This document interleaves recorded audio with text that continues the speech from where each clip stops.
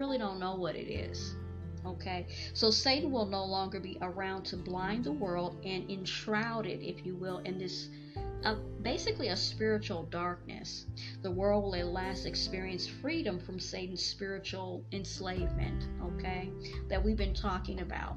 Captivity, we're actually captives, okay, being held captive. And a very proficient captor can only, which he is, convince you that you're actually free when you're not. So people will at last learn actually godly values and the right way to actually live your life, the way to prevent and eliminate all the things that we actually were born into, okay, we've been living in, okay. So the prophet Micaiah describes this time of unprecedented peace, okay.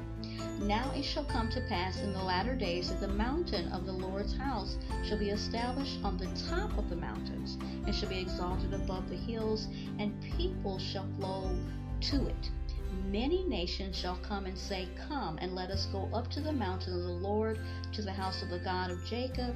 He will teach us his ways, and we shall walk in his paths. For out of Zion the law shall go forth, and the word of the Lord from Jerusalem.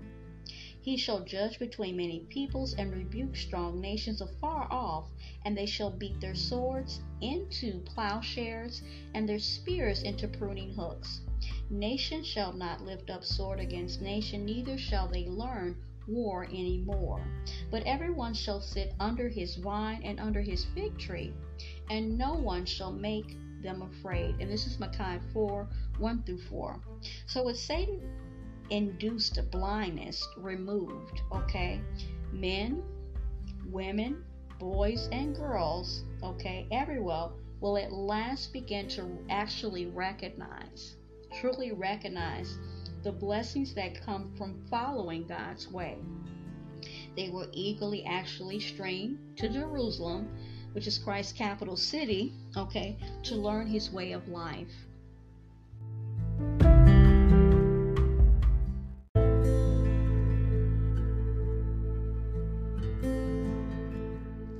So in one of the Bible's best known, but sometimes least understood passages, the prophet Isaiah describes the king, describes the kind of ruler. Well, he is King of Kings, the kind of ruler Jesus will be. The governor will be upon his shoulder, and his name will be called Wonderful, Counselor, Mighty God, Everlasting Father, and Prince of Peace. Of the increase of his government and peace there will be no end upon the throne of David and over his kingdom, to order it and establish it with judgment and justice from that time forward, even forever. So that obviously that's Isaiah 9:6-7. So in contrast to the injustice that we're constantly seeing, incompetence and oppression. See, we're speaking of that oppression that so often characterizes governments today.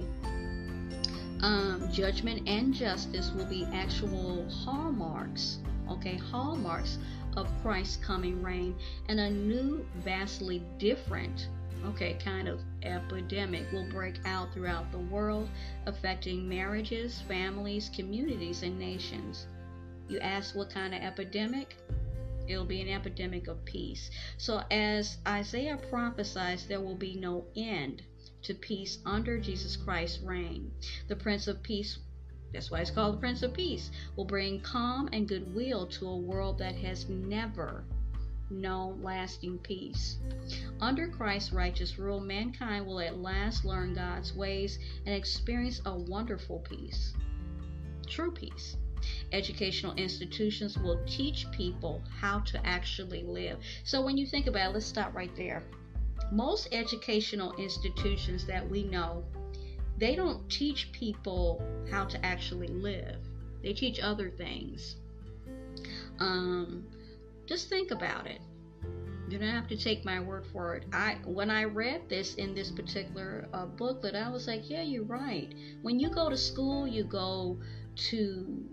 thinking more so on a grammar school level, on a high school level, even universities and colleges, they don't teach you people how to actually live. Okay? They don't. That's something that's actually very important. They teach everything else, but they don't teach that. Why is that? Not just how to make a living. So let's sit in that.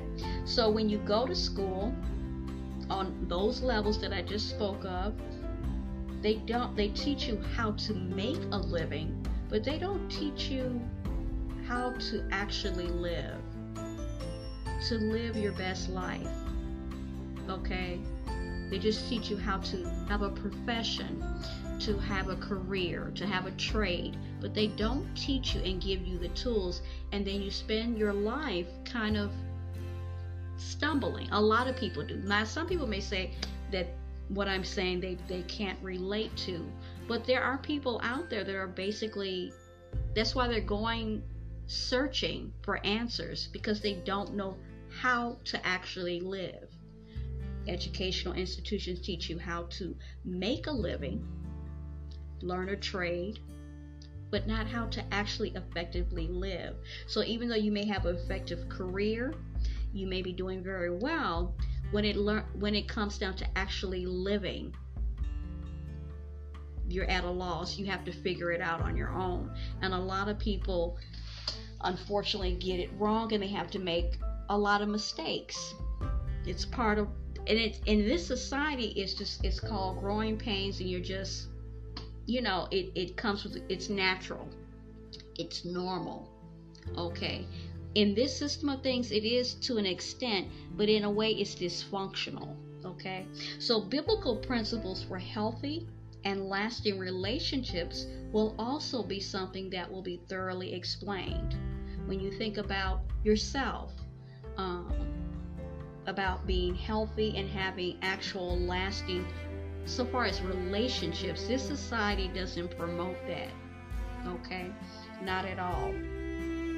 The multiple millions of people who have never known God's laws or his ways in a world that's actually blinded by Satan for thousands and thousands of years will at last have access to this particular wonderful saving knowledge.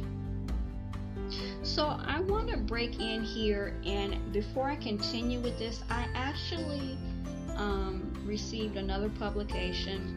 This one is not by Beyond Today, okay, which this is what I'm reading from and taking key points from. I want to break in here because I feel like it somehow ties into what we're talking about.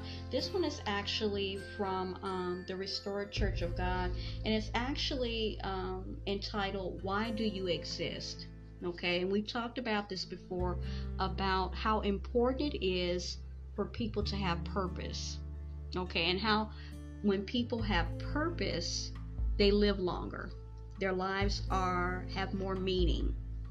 They're more vibrant. When people start to lose purpose, for example, older people, a lot of the things that happen when people retire and they're older and they feel like they don't have a purpose, it's been actual scientific documentation that it shortens their lives. Okay, and the importance of having purpose, and they can have purpose. Everyone should have purpose, not just older people, but everybody, that it actually can shorten your life. Okay, and you can find that true lasting purpose through God's word. Okay, the Creator, he is the one that made us. Okay, so it only makes sense to me that that's where you would look for it. Okay, so in order to regain purpose again, if you feel that your life truly doesn't have any meaning outside of certain physical material things, okay, we're not talking about that, a true meaning. Okay, so in this particular, I'm just going to read a very short thing in here, and it goes back to knowledge. Okay, we're talking about the type of knowledge under Jesus Christ and his God's kingdom, his Father's kingdom, that he